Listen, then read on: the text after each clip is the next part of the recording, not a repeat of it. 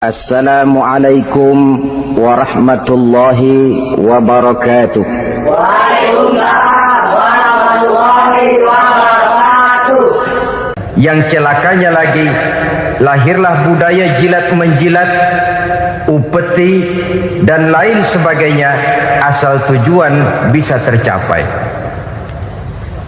Sementara itu yang miskin ingin cepat menjadi kaya, sedang yang kaya ingin menjadi lebih kaya lagi.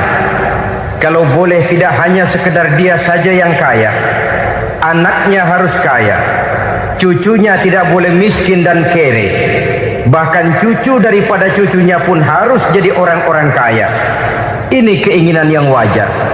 Setiap orang tua tentu tidak ingin meninggalkan anak cucunya dalam keadaan miskin dan terlunta-lunta. Yang tidak wajar kalau keinginan itu membuat orang lalu menghalalkan segala macam cara, menyalahgunakan fasilitas yang dimilikinya, apalagi kalau dia berada dalam satu posisi di mana seharusnya dia memberikan contoh dan keteladanan.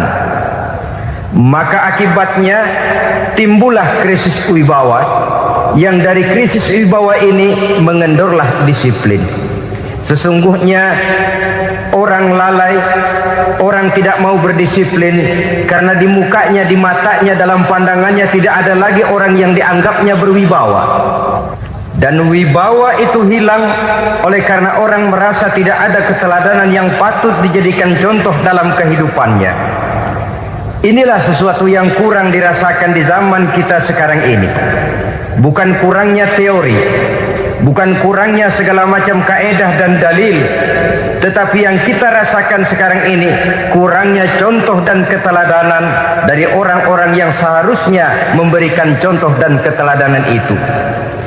Berangkat dari sejarah dan kehidupan Rasulullah sallallahu alaihi wasallam, keberhasilan yang beliau peroleh, salah satu dasar utamanya ialah satunya kata dan perbuatan. Tidak bermental ganda, tidak bermain minyak di atas air, tidak menggunting dalam lipatan. Lidahnya adalah hatinya, ucapannya adalah perbuatannya, dan apa yang beliau ajarkan kepada orang lain, beliaulah pelaksana pertamanya. Saudara-saudara kaum muslimin rahimakumullah. Sementara itu pada sisi lain, yang miskin ingin cepat menjadi kaya, maka ia terjebak dalam prinsip tujuan menghalalkan cara apapun saja dilaksanakan asal dia bisa segera menjadi kaya. Maka salah satu jalan yang banyak dilaksanakan orang untuk mencapai kekayaan tanpa harus peras keringat dan banting tulang seperti umumnya orang adalah melalui satu jenis permainan yang umumnya kita kenal dengan nama judi. Ada dua bentuk dan pola daripada judi. Walaupun seiring dengan kemajuan ilmu pengetahuan dan teknologi canggih, peradaban manusia semakin tinggi, maka jenis macam judi yang dimainkan oleh manusia ikut-ikut menjadi canggih. Tetapi pada umumnya ada dua jenis macam judi itu. Pertama, ada judi yang dilakukan secara langsung, dalam arti seorang petaruh berhadapan dengan bandar atau orang berhadapan dengan orang. Dari judi yang dilaksanakan secara langsung ini, efek negatif yang segera bisa kita lihat dengan nyata. Pertama, timbulnya rasa dendam dan permusuhan. Walaupun orang nampak duduk berhadap-hadapan, walaupun kelihatannya mereka tertawa satu sama lain, tapi yakinlah itu cuma sekedar kulit saja. Pikiran yang ada dalam benak tiap-tiap orang yang terlibat dalam perjudian tidak lain ialah bagaimana saya bisa mengalahkan lawan main saya. Akibatnya tentu bisa kita pastikan akan timbullah dendam dan permusuhan bagi yang kalah, akan timbullah rasa sombong dan menganggap remeh orang lain bagi yang menang. Yang kedua, lalainya orang kepada apa yang menjadi tanggung jawab dan kewajibannya. Orang bisa lupa kepada anak dan istri. Kalau kepada anak dan istri saja sudah bisa lupa, apalagi kepada yang lain, sebab anak dan istri memang merupakan bagian daripada kehidupan kita. Konon lagi saudara, konon lagi keluarga yang lain, anak istri saja bisa terlupakan oleh penyakit dan permainan yang bernama judi ini. Yang ketiga, hilangnya rasa sayang kepada harta. Harta yang didapatnya dengan peras keringat dan banting tulang. Mungkin pergi pagi dan pulang sore. Setibanya dia di meja judi, apalagi uang tadi sudah bertukar dengan dalam bentuk koin, maka rasa sayang kepada harta itu tidak akan pernah ada lagi. Tetapi saudara-saudara, bagaimanapun juga, judi dalam artian langsung semacam ini hanya melibatkan orang-orang tertentu. Artinya selektif. Ada judi yang lebih berbahaya daripada jenis ini, perjudian massal. Taruhlah roulette dan kasino itu judi. Tetapi judi jenis roulette dan kasino ini bahayanya hanya untuk orang-orang tertentu yang memang sudah mapan, kelompok elit. Masa iya bocah angon di kampung main roulette? Apa ia yang tinggal di pinggir kali kenal kasino? Ya entahlah kalau kasino Prambos ya. Dari judi massal semacam ini lahirlah penyakit yang dinamakan tulul amal. Tulul amal, orang yang terlalu panjang angan-angan. Bukan tidak boleh orang bercita-cita, sebab cita-cita itu perlu. Katanya manusia tidak makan masih bisa hidup 1 bulan lebih. Manusia tidak minum masih bisa hidup 3 hari lebih. Tapi manusia tidak punya cita-cita 1 jam pun dia tidak akan bisa hidup. Karena faktor yang membuat kita bergairah menghadapi kehidupan, faktor yang mendorong kita untuk tetap berusaha dan tegar menghadapi resiko, karena adanya cita-cita di dalam kehidupan kita.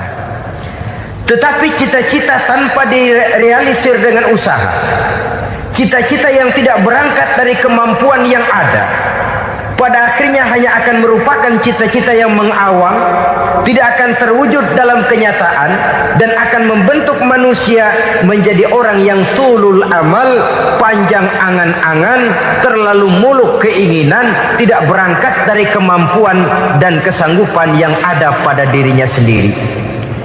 Maka penyakit inilah yang telah menghasilkan dan melahirkan penghayal-penghayal kelas berat, tukang-tukang ngelamun kelas tinggi yang hidup di angkasa luar. Dan sejarah belum pernah mencatat ada orang menjadi kaya karena judi, itu belum pernah. Saudara lihat saja orang kaya yang namanya Adnan Khashoggi, orang kaya yang namanya Henry Ford, orang kaya yang namanya Aristotle Onassis, orang kaya yang namanya David Rockefeller. Itu seluruhnya menjadi kaya bukan karena mereka terlibat dalam perjudian, tapi karena kerja keras, peras keringat, banting tulang. Dan itu dimulai sejak mereka masih remaja. Sehingga banyak orang besar yang mulai pekerjaannya dengan menjual koran. Artinya berangkat dari A. Banyak pengusaha mobil yang memulai pekerjaannya dari tukang cuci mobil, tapi lalu bertahap dan tegar menghadapi kenyataan, sehingga proses demi proses dia hadapi dengan tegar, dengan tabah, dengan sabar, dengan ulet, sampai kepada membuahkan hasil. Kita ingin pintas, kayaknya mau, usahanya tidak mau, senengnya mau, peras keringatnya tidak mau. Ini tentunya akan melahirkan kontradiksi di dalam kehidupan. Maka dari jenis perjudian massal semacam ini lahirlah penyakit tulul amal, panjang angan-angan, terlalu muluk cita-cita. Bayangkan saja kalau ini terjadi secara massal, menimpa nasib rakyat kita di pedesaan yang jauh dari keramaian. Tiap hari mereka didina-bobokkan oleh gambaran tentang akan diperolehnya uang dalam jumlah yang banyak dengan angka nol yang berentet. Tiap hari mereka melihat angka-angka itu. Mereka lambat laun akan terseret dalam arus tulul amal ini. Panjang angan-angan, muluk cita-cita hanya dengan mengandalkan meja perjudian. Akibatnya timbul penyakit yang kedua, yang ketiga, yaitu malas berusaha. Orang kalau sudah terlalu asik berkhayal, menghitung bintang di langit, malas berusaha.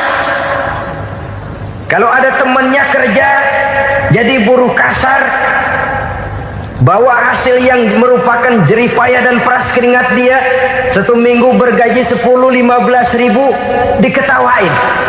Apaan gaji lu 10 ribu 15 ribu? Entar gua nih kalau ketembus 100 juta entar. Yang 10 ribu dan 15 ribu keringat orang itu dihina, itu dicela. Tetapi dia selalu menghitung, entar nih gua. Entarnya wallahu a'lam. Saudara hadirin yang saya muliakan, timbullah sikap malas. Padahal di tengah negara sedang membangun di berbagai bidang kehidupan. Maka sifat malas ini merupakan musuh kita. Baik mengejar kemiskinan, baik mengejar kebodohan dan keterbelakangan kita di sektor-sektor lainnya. Alangkah akan terganggunya roda pembangunan di negara kita ini jikalau sebagian besar rakyat dihinggapi oleh penyakit malas, yang malas ini dilatar belakangi oleh penyakit tulul amal, terlalu muluk angan-angan, yang angan-angan ini dininabobokan oleh keinginan untuk mendapatkan untung yang besar tanpa peras keringat dan banting tulang. Sasaran yang lebih jauh, dan ini yang paling kita khawatirkan, hancurnya kubu-kubu pertahanan moral daripada bangsa kita. Kita sependapat bahwa lebih penting daripada membangun jembatan adalah membangun manusia yang membangun jembatan. Bahwa lebih penting daripada mengaspal jalan raya adalah membangun mental manusia yang melaksanakan pengaspalan itu. Dengan kata lain, membangun dan mempersiapkan manusia pembangunan. Tanpa itu, maka saya merasa khawatir kalau nanti kita tidak akan sampai kepada target yang kita harapkan oleh karena kandas di tengah jalan.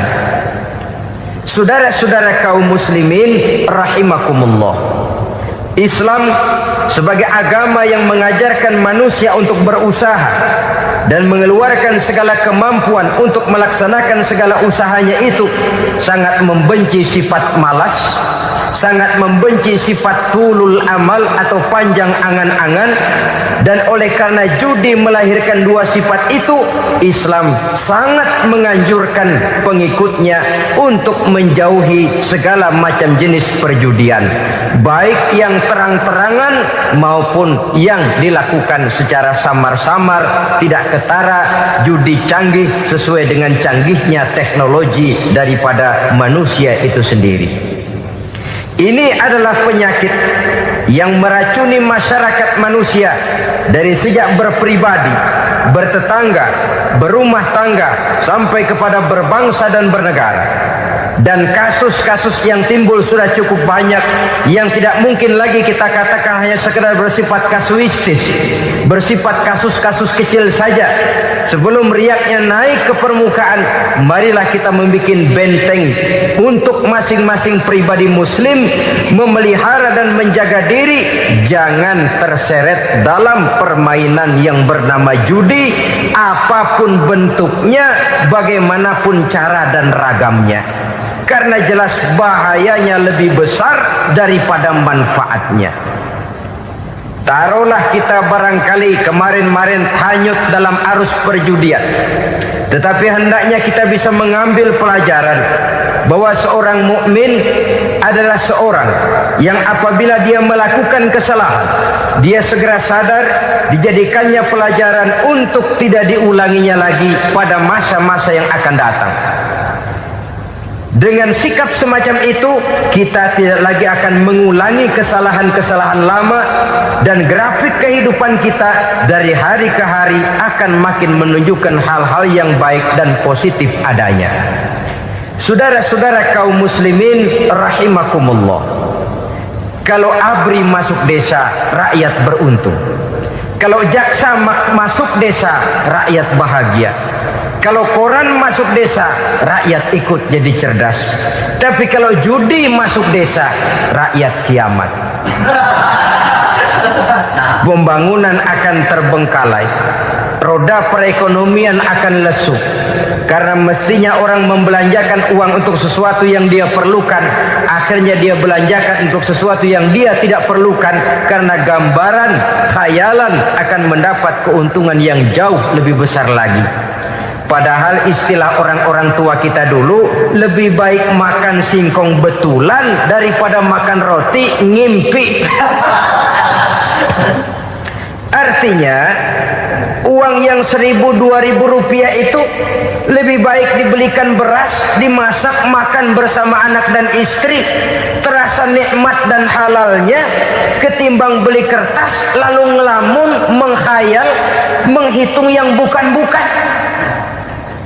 Itu kertas dibolak madep ulon, dibolak madep mudik, diputar sana, diputar sini, akhirnya palanya ikut muter.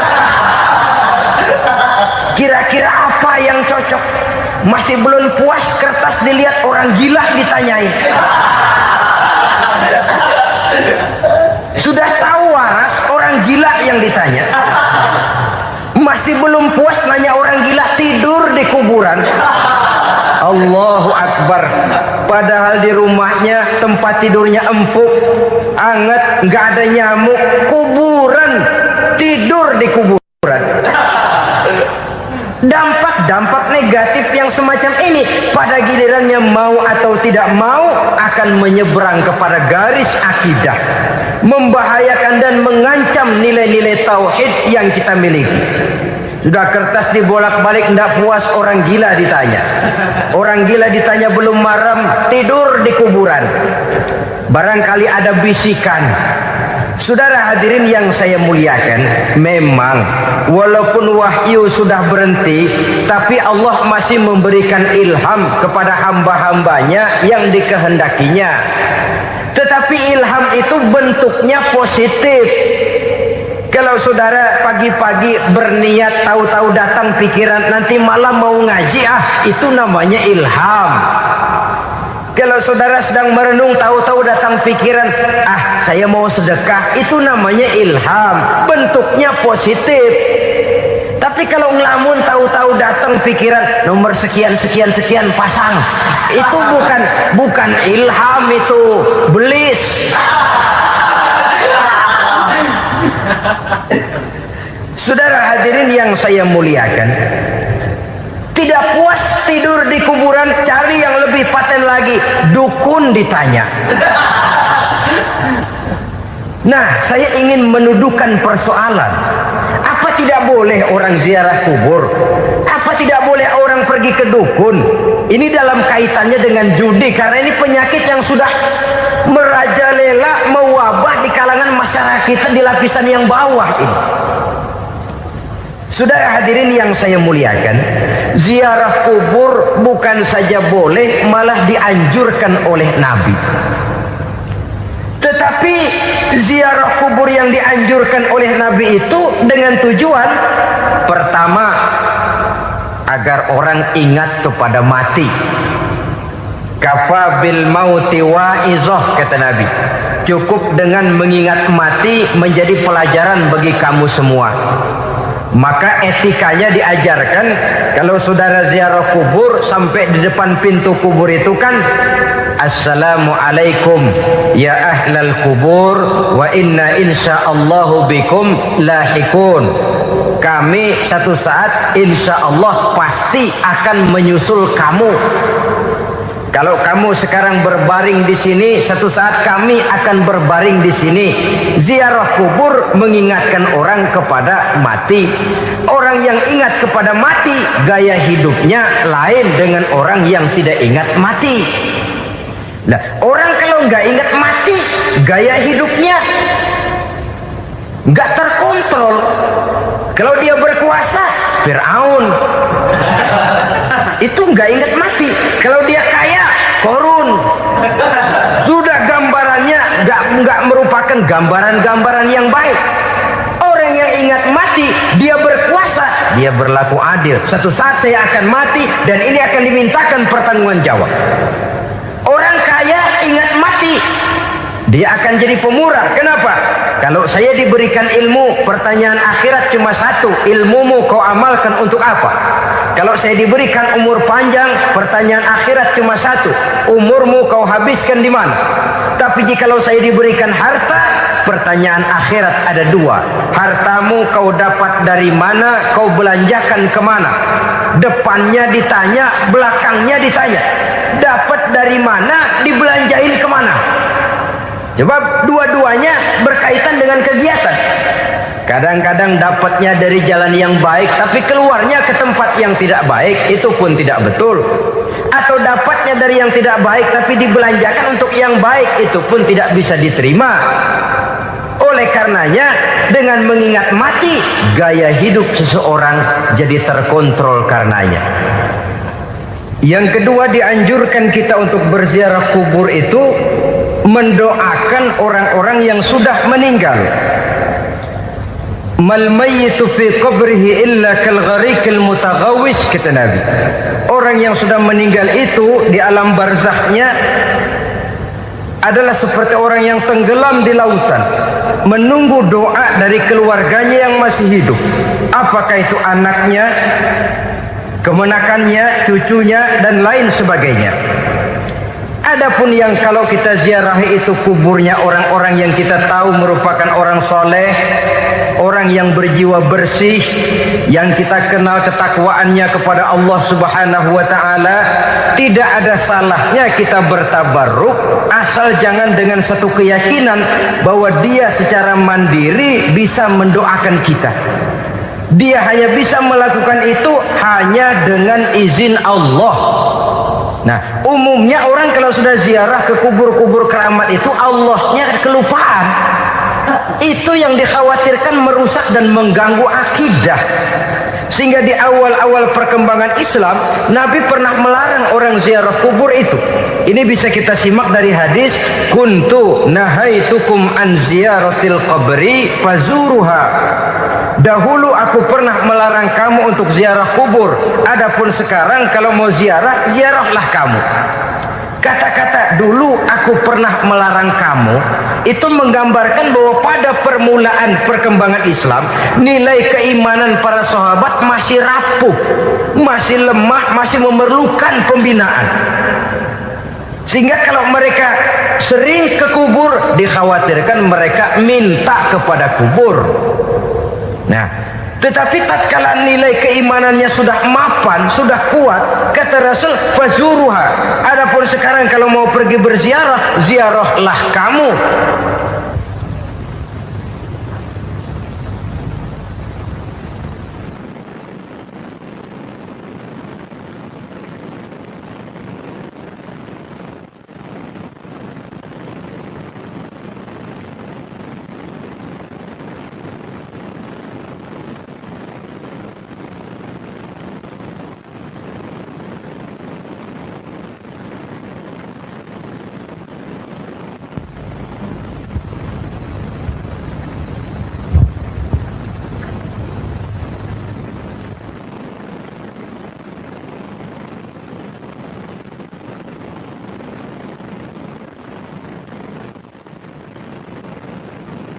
Saudara hadirin yang saya muliakan, jadi jangan melupakan Allah.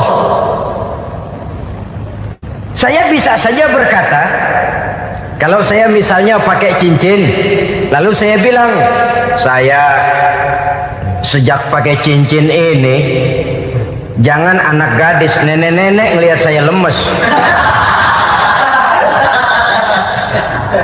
Atau sejak pakai cincin ini dagangan laris bener.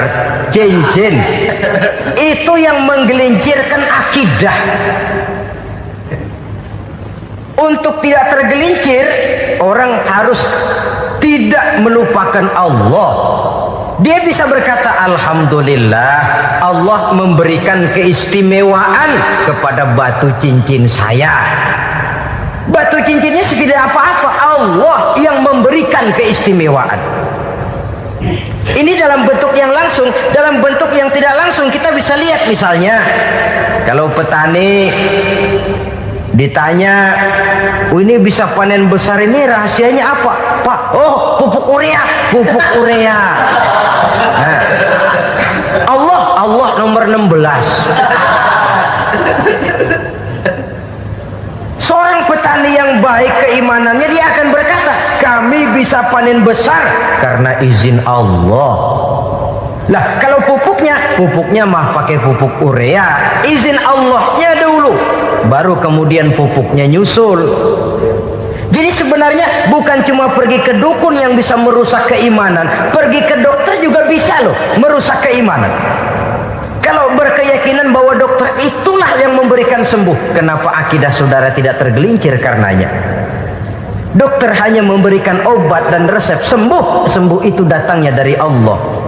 Ini yang diungkapkan lewat lisan Nabi Ibrahim alaihi salam, wa iza maridtu fahuwa yashfini. Apabila aku sakit, dialah Allah yang memberikan sembuh. Memberikan sembuh. Jangan juga menyalahartikan ayat ini. Ada ayat begini sakit terus nekat. Udah nggak usah berobat dah, memang penyakit dari Tuhan. Ntar waktunya baik ya baik dah. Udah ampek terus dah. Orang yang berobat saja belum tentu sembuh, apalagi yang tidak berobat. Sama juga orang nggak sembahyang kita ajakin ngotot, lu juga yang sembahyang belum tentu masuk surga katanya. Lah yang sembahyang belum tentu masuk surga, bagaimana cengoran lu yang nggak sembahyang?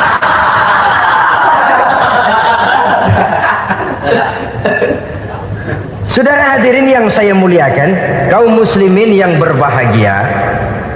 Jadi dengan demikian, maka jangan menghilangkan Allah. Kita, ajaran pokok dalam Islam adalah ajaran tentang tauhid. Nah, tauhid ini menyangkut mengesahkan Allah, baik di dalam zatnya, baik di dalam sifatnya, baik di dalam perbuatannya, baik di dalam beribadah kepadanya. Tauhid dalam ibadah itu ada. Tauhid dalam zat artinya zat Allah itu tidak tersusun, tidak terdiri dari bagian-bagian yang bisa pecah-pecah. Ya seperti kita ini kan ada kepala, ada kaki, ada tangan. Allah tidak tersusun zatnya dari bagian-bagian. Esa zatnya tidak bisa dibagi-bagi. Esa sifatnya artinya Allah itu sifatnya tidak pernah berubah.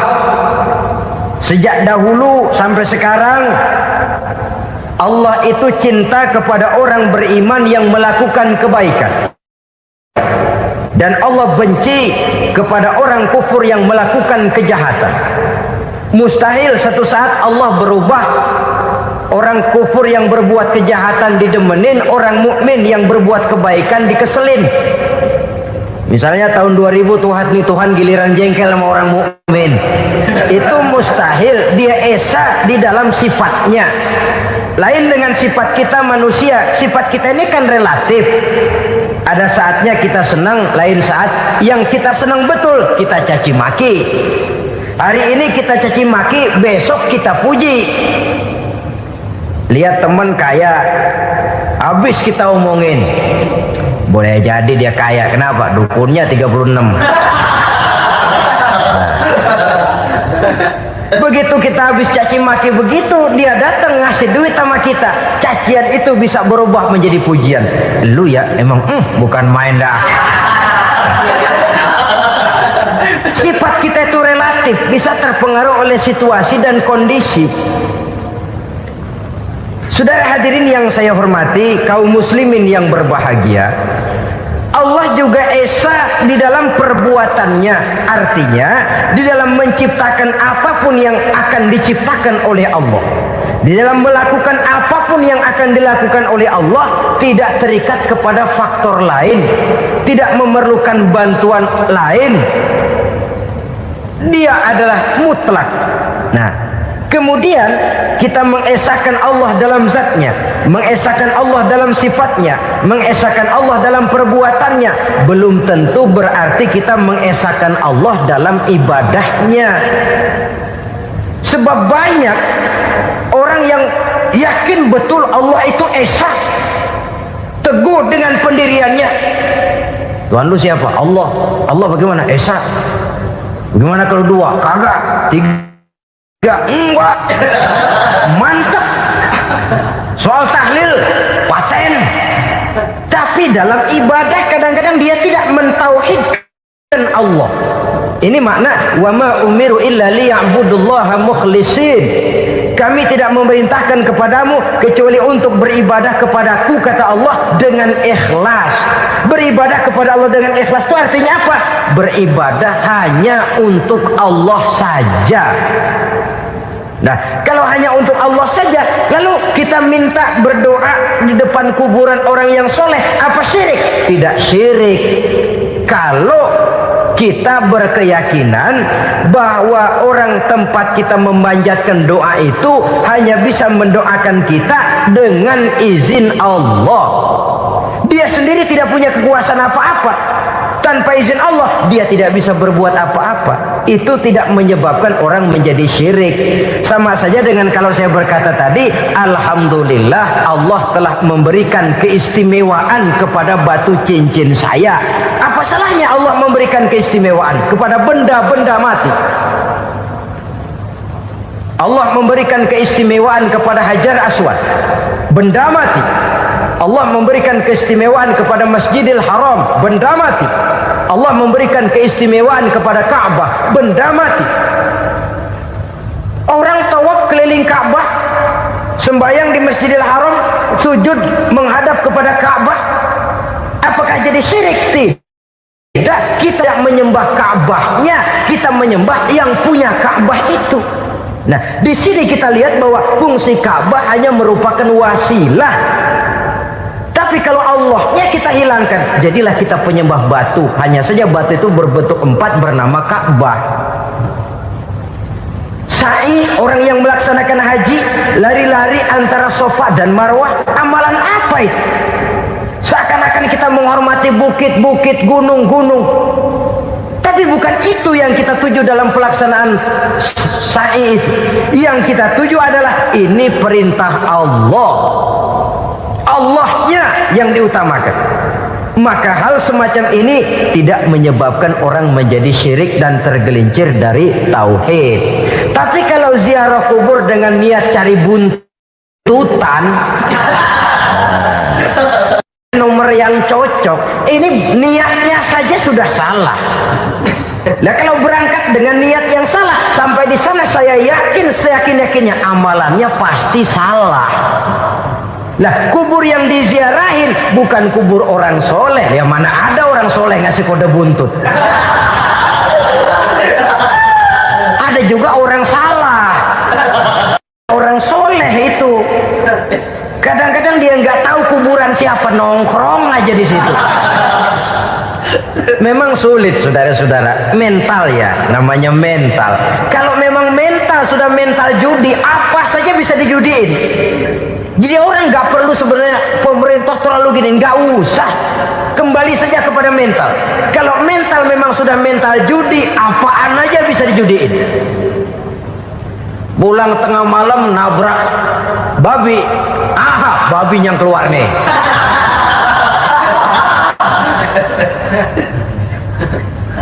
Mobil lewat, nomornya bisa dijudiin. Bajai lewat, bajai bisa dijudiin. Mental. Kalau memang mental sudah mental judi, apapun saja bisa dijudikan. Saudara hadirin yang saya muliakan, lalu bagaimana dengan dukun? Ya, saudara hadirin, pergi ke dukun hakikatnya sama dengan pergi ke dokter. Orang berusaha melaksanakan yang namanya syariat, hakikatnya kembalikan kepada Allah. Syariatnya kita laksanakan. Tetapi, nah ini tetapi, yang pertama saudara harus tahu betul dukunnya itu bayang apa enggak, agamanya kuat apa enggak, Sebab ya tentu tidak ada dukun yang jelek, karena pada umumnya penyakit dukun itu kan nyohor, iklan lewat koleha-kolehanya. Kita bisul kecil datang, kita dukun, ini si kecil kemarin bisul kayak kelapa 5 menit baik. 5 menit padahal kemarin kagak ada yang datang. Diolah sedemikian rupa supaya orang mantap. Jadi jangan asal sembarangan. Kadang-kadang lihat potongan dukunnya aja kita ngeri. Mukanya sudah klemot, nggak pernah tersentuh air wudhu. Jangankan air wudhu, mandi aja jarang. Yang kayak begini yang dipegang mati-matian, yang dipercayai habis-habisan, akan kita kemanakan tauhid kita ini? Apalagi kalau perginya sudah dengan niat mencari nomor yang jitu. Itu saya katakan lagi tadi, berangkat saja sudah dengan niat yang salah. Orang berusaha silahkan. Sama juga kita ke dokter. Oleh dokter kan setelah diperiksa penyakit kita, lalu dianalisa, oh ini penyakitnya ini, kemudian diberikan obat. Lah obat itu kan tentu ada aturan minumnya tuh. Yang kapsul ini sehari 3 kali, yang tablet ini sehari 2 kali. Kalau kita minumnya kelebihan, overdosis namanya. Saking pengen cepet baik, sekali minum 10 tablet. Ya memang nggak sakit-sakit lagi, tapi nggak hidup sudah. Habis. Kita pun dalam melaksanakan amalan hidup beragama begitu. Saudara datang kepada kiai, orang-orang soleh, meminta amalan, wiridan, itu jangan sampai overdosis. Tidak sesuai dengan kemampuan pribadi. Wong masih SD sudah minta matematika kelas SMP, celeng. Baru SMP sudah minta diajarkan filsafat kelas perguruan tinggi, semaput. Kenapa? Daya tampungnya nggak kuat. Emang ukuran secangkir, minta di sini seember, ya luber. Lebihnya nggak cukup. Kenapa? Yang diberikan, yang diamalkan tidak sesuai dengan makomnya, tidak sesuai dengan kemampuan yang ada pada dirinya. Saudara hadirin yang saya muliakan, akhirnya apa? Mencelakakan dirinya sendiri, ngawur. Baru sembahyang seminggu udah ngaku ketemu malaikat. Sembahyang ditemenin malaikat, lah sembahyang baru seminggu mulai tuh malaikat iseng anak. Ya walaupun kalau Allah izinkan tidak mustahil, tapi kan tidak logik. Orang yang melaksanakan ibadah puluhan tahun memerlukan riyadhah dan latihan, khusyuk dan tawadhu, penuh tazallul, merendahkan diri di hadapan Allah, belum tentu mendapat karunia yang semacam itu. Saudara hadirin yang saya muliakan, jadi dengan kata lain, yang pertama, lihatlah dulu kualitas dukun yang akan saudara datangi itu. Ini kualitas black apa kualitas white? Aspal apa cat putih? Sehingga jangan sampai kita salah pilih. Sebab biasanya orang kalau sudah hanyut di kali, rumput pun dia pegangin. Dia tahu kalau rumput tidak akan bisa menahan bobot badannya, tapi karena posisinya posisi terjepit, rumput pun dia pegang. Ini satu gambaran psikologis betapa orang dalam keadaan panik, kepepet, kejepit, yang tidak mestinya dipegang pun akan dipegangnya juga. Walaupun dia tahu itu tidak akan bisa menahan bobot badannya, namun dipegangnya juga. Oleh karenanya, yang pertama, lihat dulu kualitas dukunnya. Yang kedua, saudara-saudara, jangan berkeyakinan bahwa dukun itulah yang memberikan permintaan saudara. Si dukun hanya bisa dengan izin Allah. Nah ini kuncinya. Kalau izin Allahnya dihilangkan, dan ini yang jarang, Biasanya kalau kita diajak ke dukun, di sono aja no paten banget. Abah ano, abah ini, abah ano, abah-abah. Lah, lalu pikiran kita kan terfokus. Dikala itulah kita mulai menyampingkan Allah. Di situ yang dikhawatirkan nilai tauhid kita jadi tergoyah karenanya. Bahwa orang yang kita datangi, yang kita kenal kesolehan dan ketakwaannya, hanya bisa memberikan pertolongan dengan izin Allah. Dengan izin Allah dia doakan kita dan doanya kabul. Dengan izin Allah dia penuhi hajat kita dan hajat kita jadi terlaksana, jadi kenyataan dengan izin Allah. Sebab Allah itu memberikan keistimewaan. Ada waktu istimewa, ada tempat istimewa, ada jam istimewa. Kenapa sih sedekah hari Jumat dengan sedekah hari Kamis pahalanya kok lebih besar hari Jumat? Karena itu waktu istimewa. Kenapa untuk sembahyang sunnah dianjurkan sepertiga malam yang terakhir? Karena itu waktu istimewa. Kenapa doa di Multazam, di dekat Hajar Aswad, di Hijr Ismail, di Raudhah dikabulkan Allah? Karena itu tempat istimewa. Memang kadang-kadang ada orang berkata, kalau mau berdoa kenapa mesti di kuburan wali? Di rumah juga berdoa, Tuhan dengar. Betul, Tuhan dengar, bahkan tidak berdoa pun Allah tahu isi hati kita. Tapi soal dikabulkan atau tidak, itu hak Allah. Dan Allah memberikan fasilitas kepada tempat-tempat tertentu dan istimewa. Dan itu diajarkan oleh Nabi. Di Raudhah perbanyak doa. Kenapa? Itu tempat yang mustajabah. Artinya Allah memberikan keistimewaan kepada tempat-tempat tertentu. Dalam konteksnya dengan ini, makom para aulia, para wali, para ulama soleh, tidak ada salahnya kita berdoa di sana, bertawassul, bukan meminta kepada si kiai, bukan meminta kepada si ulama, bukan meminta kepada si wali, meminta kepada Allah melalui tempat yang orangnya kita yakin dekat dengan Allah. Walaupun Allah tidak memerlukan perantara, itu jelas. Allah tidak memerlukan calo, memang. Tapi Allah menyediakan waktu dan tempat-tempat istimewa.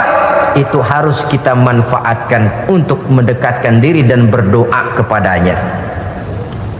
Saudara-saudara kaum muslimin rahimakumullah, saya kembali dalam konteksnya dengan dukun yang akhir-akhir ini jadi populer karena merajalelanya judi sampai kepada desa-desa, pedesaan-pedesaan terpencil, yang akibatnya menjauhkan orang dari nilai tauhid. Padahal benar kalau orang berkata kazabal munajjimun walau sodaku, tukang-tukang ramal itu bohong walaupun benar. Kalaupun betul, kebetulan. Itu maksudnya bohong walaupun betul, betulnya betul kebetulan. Maka para remaja itu biasanya gemar kepada membaca bintang Anda minggu ini, kan begitu toh? Nah, apa Aries, apa Virgo, apa Leo dan sebagainya, dan itu memang menarik untuk dibaca. Rezeki sebelah kulon, asmara anget. Saudara hadirin, hal yang semacam ini boleh saja untuk dibaca, tapi tidak untuk diyakini kebenarannya. Boleh saja untuk dibaca, tapi tidak untuk diyakini kebenarannya. Karena meyakini kebenarannya sama saja dengan mendahului Allah. Dan itu bisa menggelincirkan nilai-nilai tauhid kita. Tauhid dalam ibadah saya katakan tadi, menyembah hanya kepada Allah, bermohon hanya kepada Allah dengan menggunakan fasilitas-fasilitas yang disediakan oleh Allah, baik berupa waktu maupun tempat-tempat tertentu dan orang-orang. Ya, kalau waktu dan tempat saja ada yang diberikan keistimewaan oleh Allah, padahal tempat itu benda mati, apalagi manusia yang merupakan makhluk hidup. Saudara hadirin yang saya muliakan, saudara-saudara kaum muslimin yang berbahagia, sehingga dengan demikian kita tetap menjaga nilai-nilai akidah. Dan dengan ini syariat kita laksanakan tanpa membuang hakikat. Sebab hakikat tanpa syariat itu kosong. Syariat tanpa hakikat juga tidak ada tujuan. Yang penting hati bersih, nggak sembahyang nggak apa-apa. Mana bisa begitu, Mas? Kalau memang hati bersih nggak usah sembahyang nggak apa-apa. Nabi Muhammad dulu berhenti dong sembahyang. Sebab beliau orang yang hatinya paling bersih. Nah, orang yang hatinya paling bersih saja sembahyang yang nggak berhenti, masa kita lalu mau berhenti? Yang penting kan kita bisa dekat dengan Allah melalui perasaan, banyak-banyak ingat. Apa itu sembahyang? Macam-macam. Itu hakikat saja tanpa syariat ya tidak bisa. Syariat saja tanpa hakikat juga gerak lahir yang tanpa roh namanya. Kita melakukan sholat tapi kita tidak tahu untuk apa kita sholat dan kenapa kita sholat dan siapa yang kita sembah di dalam kita sholat. Sehingga dengan demikian keduanya tidak bisa terpisahkan satu sama lain. Seperti halnya kulit dan isi. Barangkali pernah saya ingatkan, kulit penting, isi pun juga penting. Hakikat penting, syariat juga penting. Dan kita jangan salah mengartikan terjebak dalam ucapan-ucapan yang masih memerlukan penafsiran, sehingga lalu kita cenderung mendiskreditkan dan menjelekkan para wali. Misalnya ada ucapannya Syekh Abdul Qadir Jailani yang berkata begini, barang siapa yang masuk ke rumahku lalu ia memakan makananku, maka ia akan masuk surga. Ini kalau ucapan ini dipahami secara apa adanya, ya jelas orang bisa tergelincir. Tapi kalau ditafsirkan secara betul, siapa yang masuk ke dalam rumahku? Di mana rumah Syekh Abdul Qadir? Di mana umumnya rumah para wali? Di masjid. Jadi siapa yang masuk ke dalam rumahku? Masjid. Lah kalau sudah di dalam masjid, makanannya apa? Getuk. Tentu saja tidak. Kalau sudah di masjid itu ya makanannya ya wirid, zikir, tahajud, baca Quran, paling kurang i'tikaf. Jadi siapa yang masuk ke masjid lalu dia sujud, wirid, zikir, ya jelas saja surga. Jangan membaca ucapan ini lantas rame-rame nyari bekas rumah Syekh Abdul Qadir. Rame-rame masuk ya rumah kecil. Saudara hadirin, kita terlalu terpaku kepada materi ucapan dan melupakan filsafat daripada ucapan itu sendiri. Dalam kondisi yang sedemikian sangat boleh jadi orang lalu tergelincir karenanya. Oleh karena itulah saudara-saudara, saya kembali kepada satu prinsip, bahwa sebenarnya dengan tidak perlu menyalahkan pihak-pihak lain, mari kita kembali kepada sikap mental kita sebagai muslim. Kalau mental memang sudah mental penjudi, apapun bisa dijudikan. Tapi kalau mental itu tidak ada, walaupun di kiri kanan dan depan belakang banyak dibuka tempat-tempat perjudian, saya yakin kita akan mampu menahan dan menjaga diri. Sikap mental inilah yang memerlukan pembinaan dari kita semua. Sehingga dengan demikian kita akan menjadi pribadi-pribadi yang bisa bertahan dari segala gempuran-gempuran yang datang dari luar karena adanya prinsip ketahanan mental itu tadi. Sekali lagi saya ingatkan bahwa judi selamanya tidak akan pernah mendatangkan kebahagiaan. Judi tidak akan membuat orang menjadi kaya. Judi tidak akan membuat orang makin akrab berteman dan bersaudara. Yang jelas, judi melahirkan permusuhan dan dendam, membangkitkan rasa malas, memulukan angan-angan tanpa mau peras keringat dan banting tulang, melalaikan orang dari tanggung jawab dan kewajibannya, membuat ia lupa kepada anak, istri dan seluruh keluarganya, dan pada akhirnya dia akan terjebak dalam satu permainan yang makin menjauhkan dia dari proses kesadarannya sebagai manusia.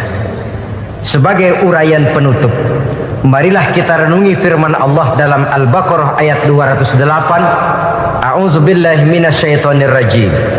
Ya ayyuhalladzina amanu dukhulu fis silmi kafah wa la tattabi'u khutuwatis syaitan innahu lakum aduwwum mubin. Hai orang-orang yang beriman, masuklah kamu ke dalam keselamatan. Masuklah kamu ke dalam Islam secara keseluruhan. Jangan kamu mengikuti jejak-jejak setan, karena setan adalah musuhmu yang nyata dan jelas. Judi termasuk jejak-jejak yang ditinggalkan oleh setan untuk diikuti oleh kita agar kita mendapatkan kesengsaraan baik di dunia, lebih-lebih di akhirat nanti. Semoga Allah selamatkan kita, Allah selamatkan seluruh bangsa kita dari penyakit-penyakit judi yang melahirkan efek-efek negatif dalam kehidupan. Terima kasih atas perhatian saudara. Mohon maaf atas segala kekurangan. Usikum wa nafsi bitaqwallah. Wassalamualaikum warahmatullahi wabarakatuh. Waalaikumsalam warahmatullahi wabarakatuh.